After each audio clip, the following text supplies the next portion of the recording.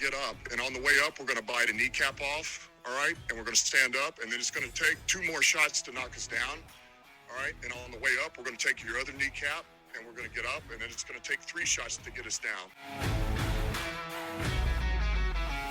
What's up, boys and girls? It's another episode of the Kneecaps for Breakfast podcast. Vince Progar along with you, Phil Byrne across the way. Phil, looking out the window, and it's February, and there's still no snow on the ground. What's up with that? Still no snow on the ground. Vince, I know that probably impacts your day-to-day a little bit there. You know what? You take the good with the bad this time of year, right? The facts of life. Wow, we're coming out hot with some weird references here. Yeah, that's when you know the Lions season is over. Well, we ended last week with Reba, and now we're kicking it with, the facts of life. Yeah, never mind. It is the Kneecaps for Breakfast podcast. Again, Vince Progar, that's me. Phil Byrne, that's that guy. Glad to be along with you for episode number 5 of this podcast. And Phil, we'll kind of get right into it with our first bites here. You kind of hit the nail on the head last week when you said that when the Lions finished things up in the Bay Area and lost the NFC Championship game, that kind of signified the end of the football season. You know, last night obviously was a coronation with the Chiefs beating the 49ers in the Super Bowl, and we'll get to all that, but let's take just a broad view look back at the NFL season that was and give your, maybe in a 60-second or less type of synopsis, your thoughts on the NFL season that was, and just kind of recap what it was like in your mind. Yeah. Just really briefly, I think the best way to sum up what we saw from the Lions, what we saw from the NFL is a year ahead of schedule. I don't think it was within anyone's expectation to go into Lambeau and take down the Packers in that week 17 clash, the previous year, and translate that into all the goodwill that they had from knocking off the now Super Bowl champion Kansas City Chiefs in week 1 to just running a gauntlet of a schedule, really only having a couple of games that got out of hand, including one against Baltimore, the Ravens, in Baltimore. But a year ahead of schedule where at the onset of the year, I really didn't think they had enough pieces on defense, but somehow, whether it was just sheer luck, just getting enough pressure at the end of the day, the defense was able to compete enough to help the Lions get to where they got to. And I think they are a year ahead of schedule. I think this offseason is not the most important offseason that Brad Holmes has had, but it is the one that can define what can become truly magical around here. I think there's no doubt that this is going to be a fun offseason. But I think we are a year ahead of schedule. I think we are still missing some pieces. And now it's up to Brad Holmes, Dan Campbell to figure out what those pieces are and get ready. And let's take down the Chiefs next year. I want to do it. And you heard through social media or various other platforms that Aiden Hutchinson said that in his exit interview with Dan Campbell, as he's about to turn around to walk out the door, Campbell gets his attention and says, hey, we're going to be in the Super Bowl next year. So it's nice that the seed's getting planted now, and we'll see if, maybe that's something that's able to get spoken into existence here. I think what's going to stick out to me from the prior season was that there were no setbacks as opposed to what was maybe in our minds. Mm-hmm. Going off that 9-8 season from a year ago, beating Green Bay, sending Aaron Rodgers to the end of his time in Green Bay, you kind of thought, okay, this can go one of two ways. Either we continue our steady trajectory in an upward direction, or we take a step back and things really don't go anywhere near our level of expectations. And I think it's a very encouraging sign that they did take a step forward. They took numerous steps forward, actually. They won the division.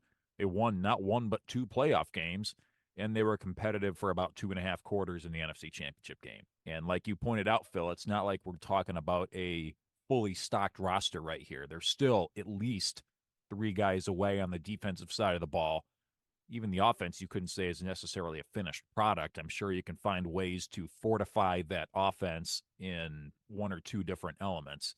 So that's really encouraging that they didn't take any step backs.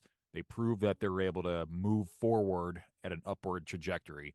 Real quickly, as far as my thoughts on the overall NFL season as a whole, I think that it proved time and time over why the NFL is the sport and why college football with, we're not going to go down this road here, getting into Mm-hmm. NIL and transfers. I mean, that's for a different podcast. I think you're seeing why you've got two big name Power 5 head coaches in college football leave their post as the head coach of a Power 5 program to take in former Boston College head coach Jeff Hafley's position, stepping down to take the Green Bay Packers defensive coordinator job. Chip Kelly, a former NFL head coach, current head coach of UCLA, stepping down to join Ohio State staff as their offensive coordinator. That just goes to show how much of a state of turmoil the sport of college football is in. And it just seems like the NFL is continuing to grow, expand in a positive way, and really showing why it's the dominant sport in the United States. Yeah, absolutely have to agree with you there. Locally, obviously, Harbaugh is the big one and the one that comes to mind. And I mean, I think there is an argument to be made, like if there was no potential NCAA sanction coming or, any wrongdoing, would he still be there? Quite honestly, I don't think he would be. I think the opportunity to coach Justin Herbert with an exciting franchise like the Chargers that just seemed like they had some good pieces in place, but just maybe didn't really have it from a coaching standpoint over the last couple of seasons. He now gets that opportunity. The AFC, while is still the dominant division, I think is outside of the Chiefs and maybe the Bills or the Bengals. I think there is some wiggle room there. Like I think Baltimore had a very special season, but I think even though their roster construction is great, something's not quite right there. That they just can't get over the hump. So more questions than answers in a lot of different position groups. When you kind of peel back the layers one by one, is Gus Edwards really a cornerstone piece in your running back room? Can J.K. Dobbins stay healthy? That just speaks to one position group. I can go on and on. There's more questions than answers in that franchise. And yet, I think I saw a article on ESPN doing their way too early power rankings for next season. Baltimore's number one atop next season's power rankings. And it just kind of made me scratch my head a little bit. Yeah. I think if, some circumstances were different, I think potentially we could have seen another number one seed. I know at one point Miami was in the running for it. Injuries kind of slowed them down a little bit. And then obviously it's just basically like, is Tyreek Hill healthy or not? And if he's healthy, I mean, I think without question, they could have, taken down the Ravens if that matchup would have taken place.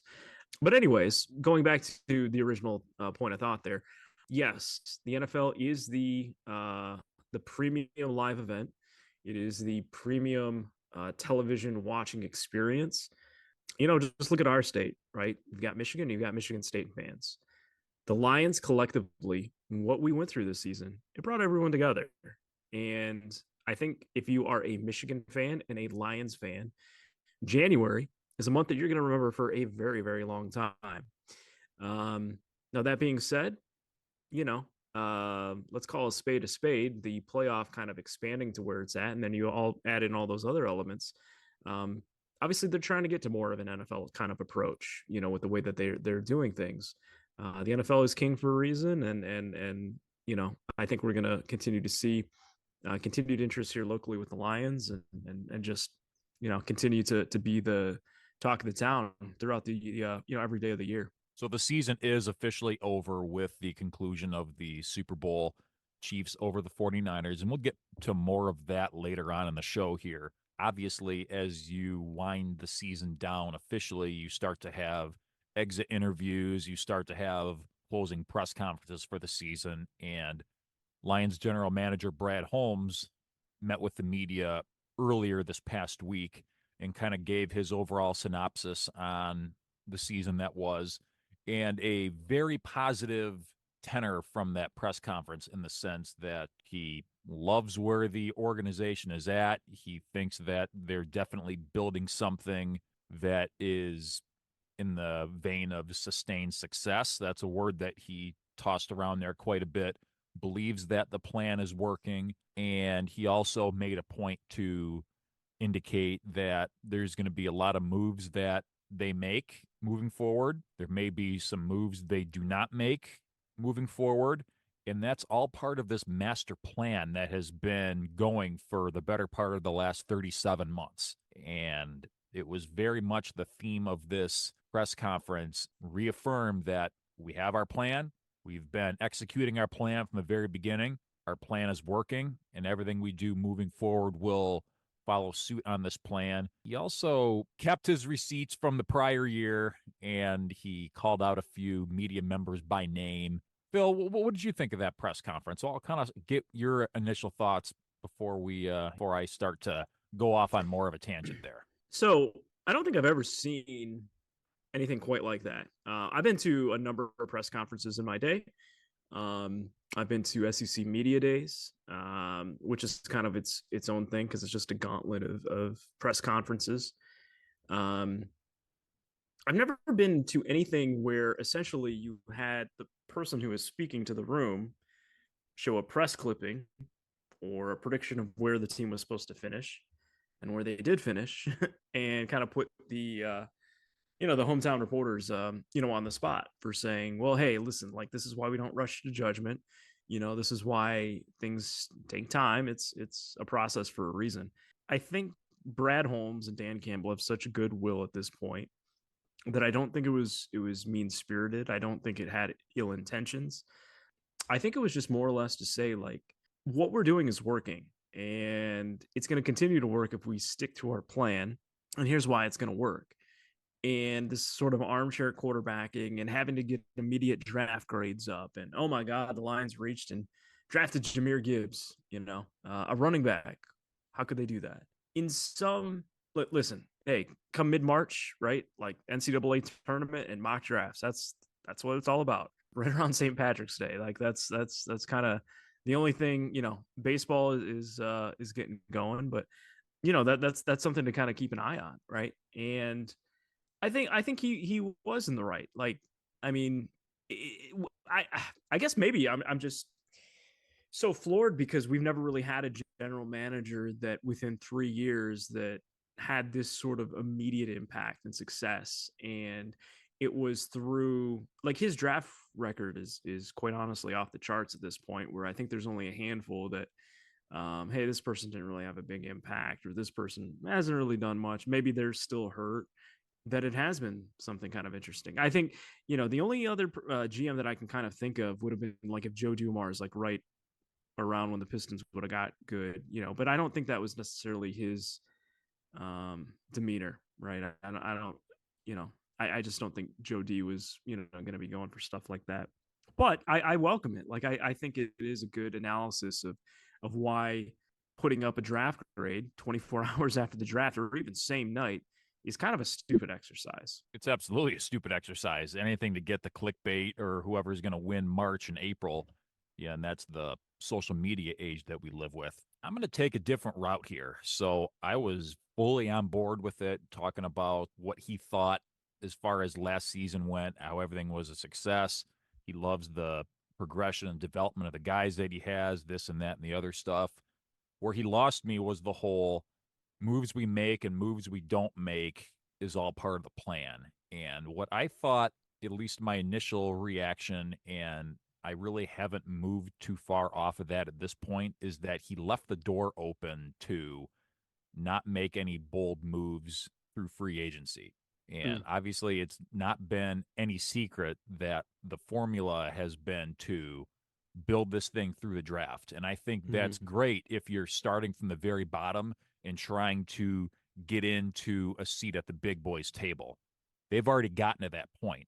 So what are you going to do? You're firmly in your Super Bowl window as it sits right now. What are you going to do? You're going to keep drafting guys, some of which may be projects that are a year or two down the road. You don't have a year or two down the road to wait for guys to grow and develop.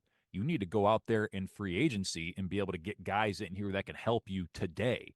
And obviously Brad Holmes' background before he became a general manager was college scouting. So that's why, as we pointed out, he's hit more than he's missed on a lot of these draft picks, which is great. But in order to get to that next level, I can't really think of any programs that have gone on to win Super Bowls or any type of real sustained success, if you will, and think of teams that strictly did what they did through the draft without any fortification in free agency or trades or what have you. Yeah. So I thought that his comments in that sense kind of left the door open to roll with the status quo and the whole I like our guys reset. So that's number one. Number two, okay, whether it's mean spirit or not, we can discuss that or debate that all day. It was really irrelevant at this point. What I don't like is, okay, Brad, you went to the playoffs, you won 2 playoff games, you won an NFC championship game. Is that really the time where you look back and flex on 2 of your more respected media members and Dave Burkett and Carlos Monterez? Maybe after a Super Bowl parade or something, if everybody's, yucking it up and having a good time, Brad can look back and say, hey, don't think I forgot about what you said about Jahmyr Gibbs and taking a running back. It just didn't seem like the right venue or the right time and place to flex on a couple of well-respected media members. Yeah. So, a couple things there. I see where you're coming from with it. I will say though, I think those two, even though they are both, one's a beat writer and one's more of a columnist, I think they also have kind of two different approaches. And I think while just being in that element of a press conference, I think sometimes it's so easy for the coach, the player, the GM, who's ever speaking, to just kind of loop everyone in. I think Burkett and Monterez are very different in terms of how they approach things. Let's be honest, like Drew Sharp isn't around anymore. And I think Monterez kind of took that kind of, I don't want to say like negative approach, but like Somebody's got kind to of be the Boudini, right? yeah, exactly. The sky is falling, the negative take when there is maybe a very small negative take to take. That's too many takes. And Dave Burkett is kind of your standard beat writer, right? So like I don't think he's gonna push anything controversial. Like, I mean, sure, he's got, a job to do and putting draft grades together and stuff. But yeah, I mean it is kind of interesting that those two were looped together, because from just reading, material that they both have produced, I think that's very two different paths of intended content, I guess, if you will, for what they're producing. One thing though that I think is so gratifying, and why I believe in this long term of what Brad Holmes is doing, is he came from the LA Rams, right? And if you look at what the Rams did with how few draft picks that they have had over the last couple of years, and basically overnight in an offseason, they were able to basically, reload and restock and give Stafford all these weapons, Puka Nakua, Kyron Williams. Their defense, while I don't think like, outside of Aaron Donald has any exceptional big names, they were able to stockpile some guys back there too. That is his tree, right? Like that is what he comes from. That's what he believes in. So I think while the Rams, while they got to the Super Bowl and they kind of went all in terms of getting those vets and things like that, I think Brad Holmes is taking a little bit of a different approach now. And also, I think the other thing to keep in mind is I could also see this being a situation where, hey, maybe we're not giving that 5-year contract, worth, 15 a year to some free agent, but we're going to get those vets that are, salary cap cuts, that didn't want to take a pay cut, that maybe would have been on the trade block. I think those are some of the guys that we're going to get. And also, like, I kind of feel like there's a trade or two that the Lions are going to make within the draft to get some vets. I think he is trying to do it on kind of a salary cap friendly notion instead of just go spend, because we have some big contracts that we have to lock up. Obviously, Goff, we've already talked about this, kind of being the first one, but essentially your core, you're going to need to lock up because they're all on rookie deals right now. And I think you've seen some real-time examples of how important it is to be a little bit savvy in free agency and trades over the years. Look at Kansas City. Their offensive line was in a bad way, and that was exposed in a major area against the Buccaneers a few Super Bowls back. So what they do? They went out and was able to really do a hard reset on that offensive line, and they've since been able to go out and really provide some good protection for Mahomes, and they've won the last 2 Super Bowls as a byproduct. What the Philadelphia Eagles do for Jalen Hurts, they went out and got him a stud receiver in A.J. Brown, and bold moved up to draft Devontae Smith. So now all of a sudden, you've made Philadelphia a more well-rounded unit just like that without having to worry about developmental time in between. And obviously, Phil, you touched on it about the LA Rams in their Super Bowl run. What was the old saying, F them picks? I mean, I think that speaks for itself in the fact that, they kind of put the draft on the back burner and kind of went all in on the Super Bowl, and that plan worked. So I just have my questions on whether they can get away with a one-sided approach to this. And I hope that you're onto something, Phil, with whether it's a savvy trade at the draft in order to get some veterans in there. They do need to diverse. It's kind of like an investment portfolio. I'm not sitting here and sell you on the fact that I can help you retire by age 50, but I do know that the best portfolio is a diversified portfolio in order to, have a great retirement at an early age. And I feel like it's really no different when it comes to formulating an NFL roster. You got to have a good mix of young, up and coming, affordable talent. And you got to have some veterans that you're paying a few dollars for that have been around the block a few times and can help you on your quest to winning a Super Bowl. Yeah. Well, also, we're millennials, Vince. Let's be honest. We're never going to retire. We're going to be Walmart greeters. Not going to dignify that with a response, Phil. You're listening to the Kneecaps for Breakfast podcast. Vince and Phil along with you. I want to pivot a little bit away from the front office and kind of touch again on something that you and I hit on in the last episode. So the last time we talked, Ben Johnson made it clear that he was back in Detroit to stay. He's going to run it back. Great news for the Lions organization. Great news for this Lions offense that has really, again, taken steps forward as we had hoped they would. They actually followed through on what we had hoped for. So you would think that that's where the story ends. Not so fast. It seems that in the days following this news, more and more news started to come out from your NFL insiders of the world saying that there was a lot of pent-up frustration and feeling of being left at the altar by the Commanders, how they were up in the air when Ben Johnson reached out to them to let him know that he was going to stay with the Lions. And then there's reports coming out that says Ben Johnson wasn't a good interviewer in the first place, and Ben Johnson coming out saying that the Commanders are a bunch of basketball guys, and just it kind of turned into a he said pissing match over the course of the week. So I kind of want to get a take from you, Phil, on what you think of the whole situation with Ben Johnson and versus the Commanders, and if any of that really means anything at all.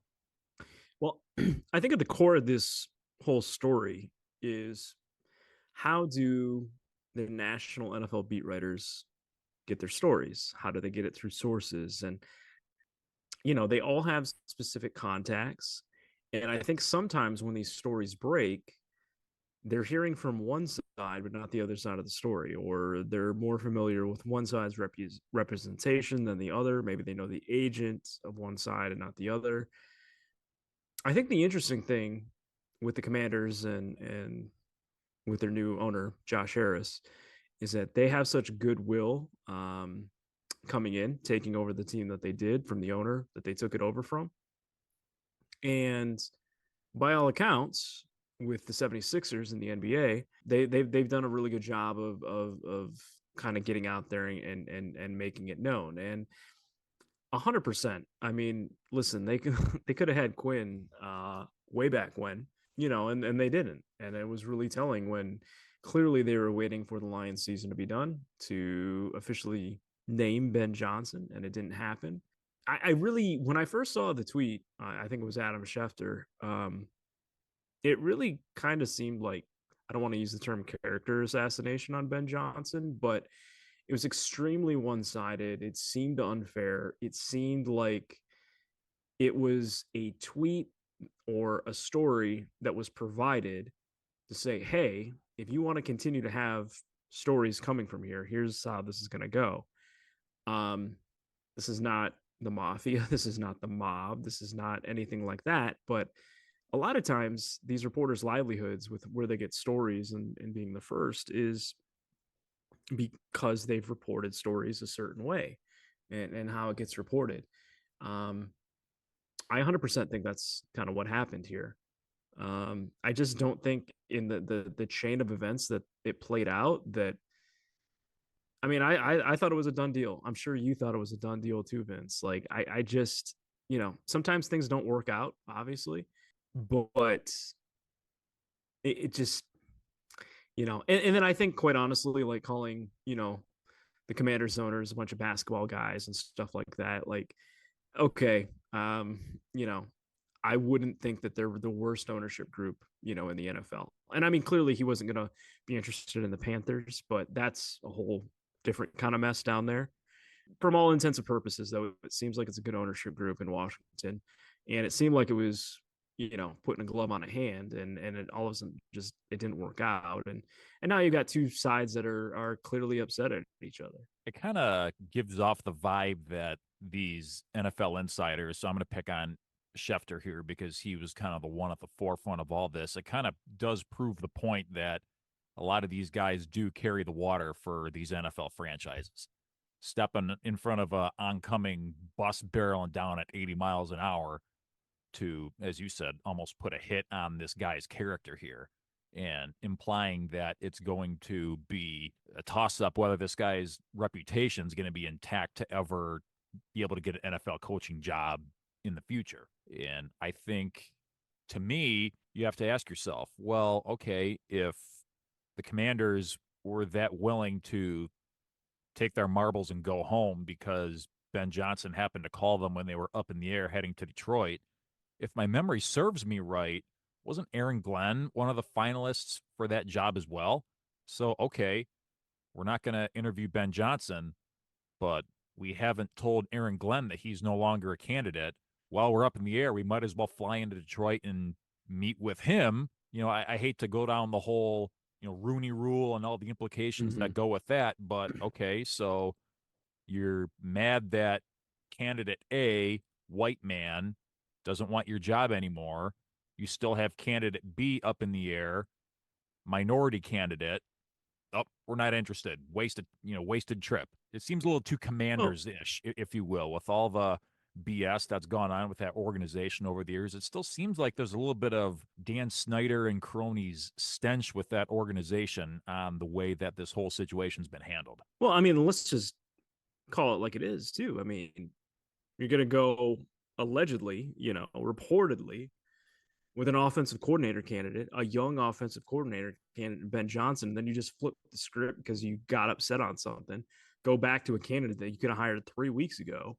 It's an older defensive coordinator candidate. I mean, like, what? So you got burned by one side, so you want to go to the other? Like, I don't know. I'm glad we got Sheila. I mean, I don't. Who would have thought, years back we would have said, "Thank goodness for Sheila." I mean, it's just amazing what life. I was at the game when she got done with all of us. Yeah, I mean, I vividly remember. Fans. Yeah, I mean that was not that long ago, and she's been just absolutely steady as a rock. So let's kind of break it down step by step here. So Ben Johnson, young, hot candidate for a head coaching job, turns down the Carolina Panthers a year ago. Granted, it was an unproven situation down in Carolina a year ago, wants to run it back, likes the progression that the Lions appear to be showing, exceeds expectations the following year, less than 48 hours removed from a heartbreaking loss in the NFC title game when they were that close to being able to go to a Super Bowl. He decides to stand pat with where he is, informs the other team that he interviewed with as head coach he's not interested, wants to go to a Super Bowl in the next year or two.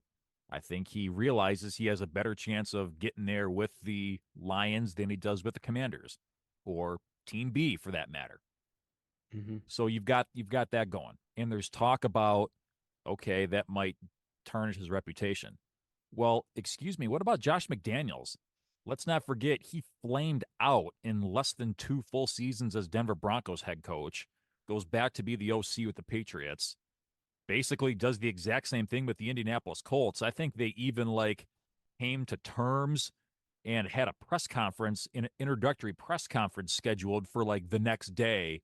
And then he tells everybody, hey, just kidding. I don't want this Indianapolis head coach job anymore. And then he still gets a head coaching job with the Raiders years later. So if that guy's reputation can't be tarnished, I got to think a guy like Ben Johnson has a little bit more runway to still get one of the top 32 jobs in football. You know what's crazy? I was just thinking about. I was like, wait, did he? No, no, no. It was Lane Kiffin that that Al Davis had the weird PowerPoint back in the day on about why he was a bad coach or something like that. The only guy I can think of that's ever gotten a PowerPoint on why you're a bad coach and getting fired by another school on the tarmac.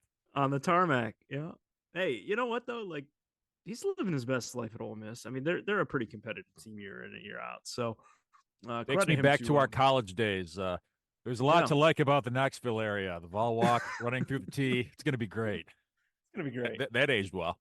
Oh, man. It's about 6 Tennessee coaches later at this point. But yeah, no, it really is quite interesting how that all played out.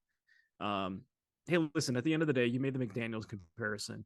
Think about what else is in that division.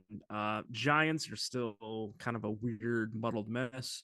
But Eagles and Cowboys are going to be gunning for the Super Bowl each and every year. I think the Eagles have a little bit of a chemistry issue currently with the way it's constructed. Who knows if Dak will ever get over the hump? But from a roster standpoint, a team building standpoint, those teams are built to be in the NFC Championship game, to be in the Super Bowl.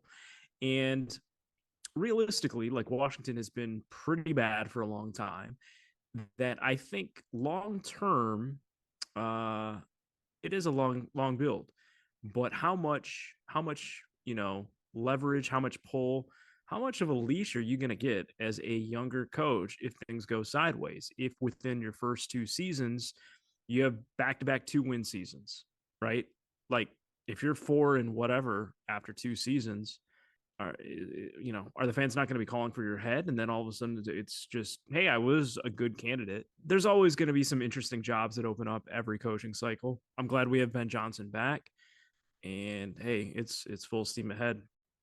So here's what we do know is that Ben Johnson likes the situation he's in right now in Detroit.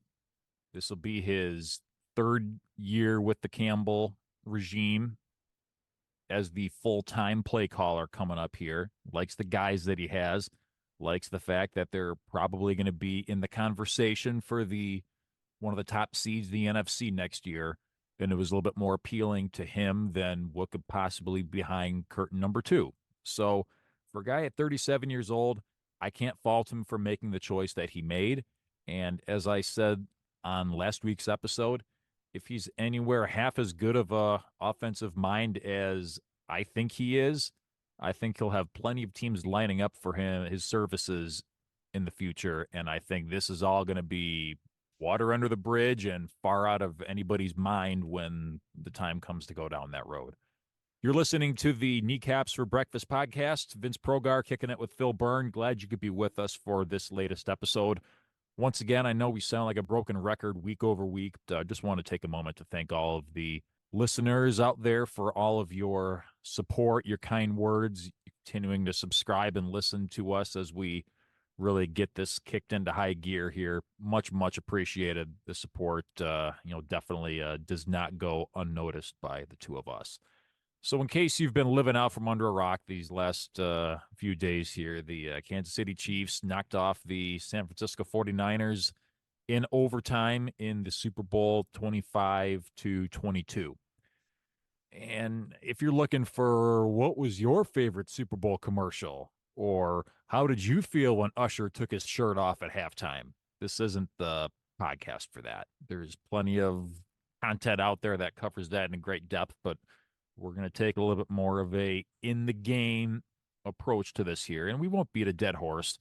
Chances are you watched the whole game and saw what we saw, which also means that you saw something that was a little bit puzzling to me. And Phil, I'm going to get your take on it in a second here.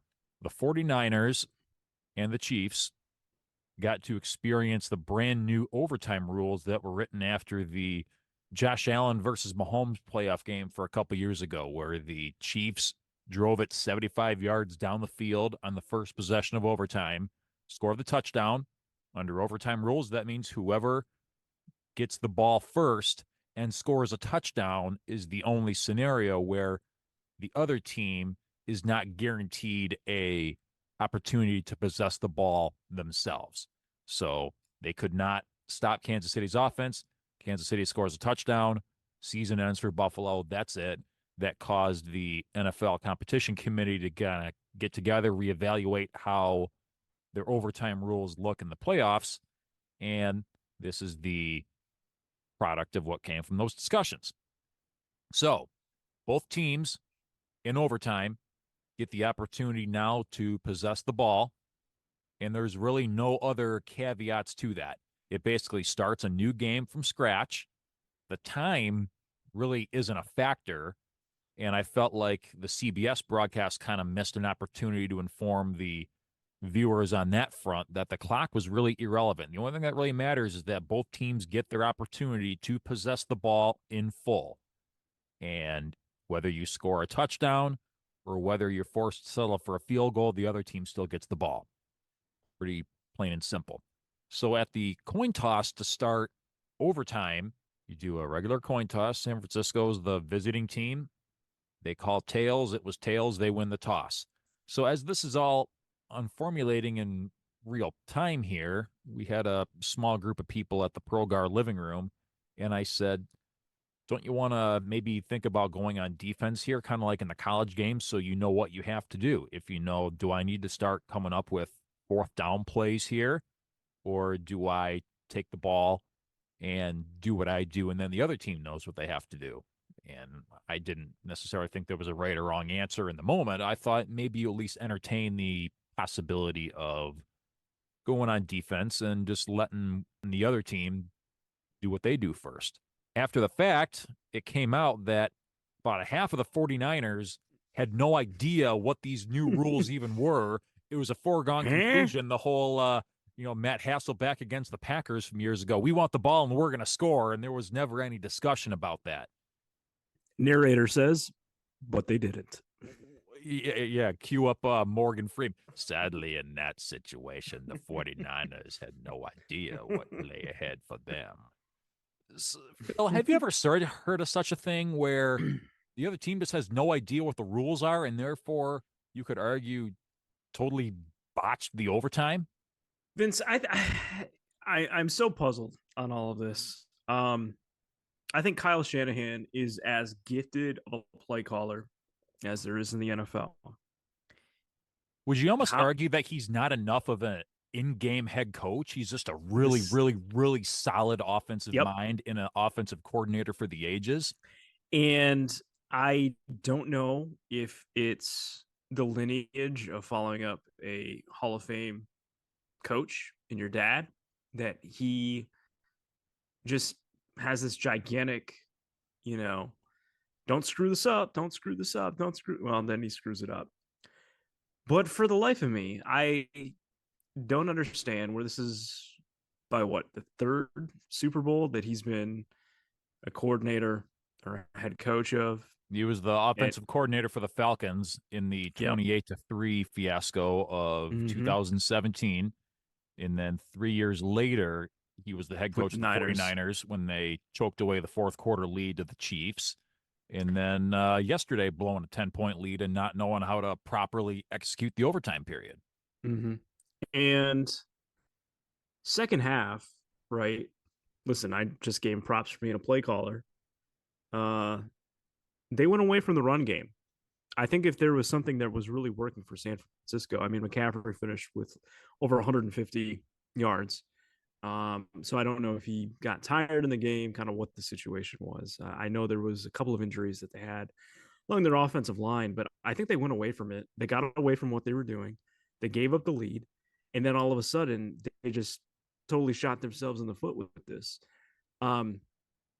Prior to this game, Vince, if there's one quarterback in the NFL that I don't want to have the ball, minute, 2 minutes to go, chance to win the Super Bowl, it's Patrick Mahomes. This is not a great Chiefs team that won the Super Bowl. We beat them, right? They don't have the playmakers that they once did. They don't have Tyreek Hill anymore. Jason Kelsey was very clutch, and he, give him his flowers for what he was able to do.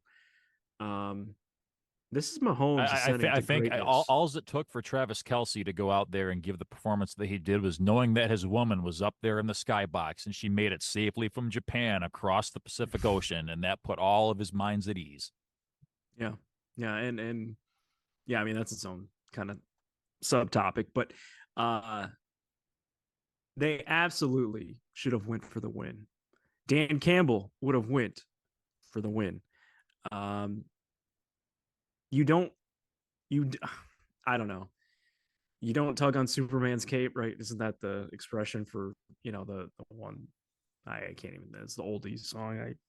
I don't know, way before my time, but just like how you don't want Jordan to have a shot 5 seconds to go, game on the line, you're not going to let Mahomes drive. And they did it. And I think making matters worse for Niners fans was, okay, was it that exact scenario 3 years prior? No. Same team, same quarterback, and it happened again.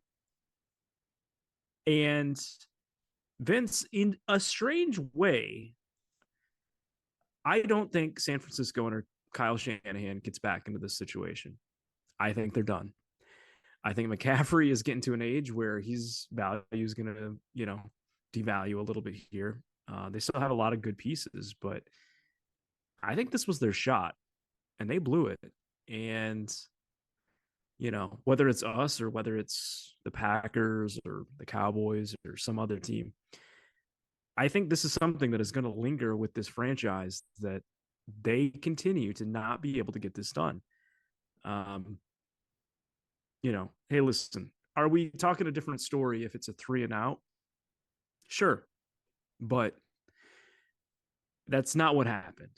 And I think to even entertain that idea is absolutely foolish. Like, you just don't give greatness the opportunity on that stage. And he served it right up. Ladies and gentlemen, you heard it from Phil Hot Take Burn himself. The Super Bowl window for the San Francisco 49ers is closed shut. Yeah, I mean, call me Stephen A, I guess. The San Francisco 49ers. Quite frankly. So there's the overtime thing that completely puzzled me, just the way they executed it on offense, almost playing it too safe and not really knowing what to do. Maybe, I'm sure there was guys that even thought, hey, maybe if we just let them understand that they're about to run out of time here, if they don't score by the time that clock hits 000, then we win the game. And I'm not even sure if they even knew that was the situation. So all sorts of bizarre on that. One other thing I want to draw back to, Phil, is did you notice what defensive coordinator Steve Wilks started doing in the later goings of the game? It's almost like he completely abandoned pressure altogether, and he parked 5 defenders almost right there on the first down line, and was completely willing to give up everything in between. So what that was doing was, maybe that was keeping the big plays out in front of them, but what that created was a 3rd and 1, 3rd and 2 opportunity every time. And who's better at picking up those types of scenarios on offense than Patrick Mahomes? Seemed like a huge swing and miss defensively in the later goings of that game, almost maybe not going into a full-on prevent defense, if you will, but they got really soft and really passive there in the late goings. And I think that played a big role in how that game ended up also. Yeah, no, that's a great point. And for all the talent that they have on that defense, and specifically the front seven, I mean, as loaded of a defensive line as you can have in the NFL. They didn't get home, and made a huge impact. And the thing is Mahomes Lamar? No, but he has a great ability to scramble and get loose and pick up 4 yards extremely easily. If you're in a third and short. So I think just sacrificing, the first down, it didn't work. It really didn't work. There were a couple of San Francisco 49er fans that I used to work with in TV. They were from like the West Coast, and I was seeing like their tweets, like live, and they were going through it with Shanahan and the coaching staff. And what are we doing? We're getting away from the run. Oh, now we can't stop Mahomes. Like it. It's almost. I don't want to say it's fitting that, hey, we had a second half issue against San Francisco, and then they have the second half issue against Kansas City. But you got served. To recap, in case you're tuning in a little bit late, I'll say it again. Phil Byrne declared the San Francisco 49ers a dead franchise as we know it. So that's our hot take of the week here. And I mean, hey, that works well for our cause, getting the getting Big Goliath out of the way. I mean, we're going to have our hands full next year just in our division alone. And I think to say nothing about the teams in the other two divisions, I think there's going to be plenty, even regardless of what San Francisco does. Nonetheless, San Francisco loses in overtime by 3 points to the Chiefs. Neither of us got our actual spread right, even though we both picked Kansas City to actually win the game. Phil, you hit the under on Reba's rendition of the Star Spangled Banner with a twist. So actually the song itself went over the 90.5 seconds, but because she said the word brave a second time in the song, they only count what she does after she says the first brave, and that came in just under the number. So props to you. I got the purple Gatorade choice correct. There you go. At the plus 330 odds. So I think you and I both had a little bit of a sense on what was going right in that game, but largely ho-hum game until the later goings of that one. But Kansas City, with their second Super Bowl in a row, third in the last handful of years, trying to go for a third in a row. Next season will have to be interesting to see what happens with the Chiefs if Andy Reid sticks around for another go with it. But we'll have plenty of time to kind of dissect that type of thing as we move forward. You up for talking about some Taylor Swift stuff here, Phil? Yeah, real quick though. Up too late, Phil. We are out of time. So that's going to do it for this episode of Kneecaps for Breakfast. Thank you so much for joining us and being along for the ride this episode. We are just getting started, even though the NFL season is officially over and done with. We'll have a brand new episode of Kneecaps for Breakfast all off-season long, so you'll have all the Detroit Lions and NFL chit-chat your mind could possibly want moving forward here.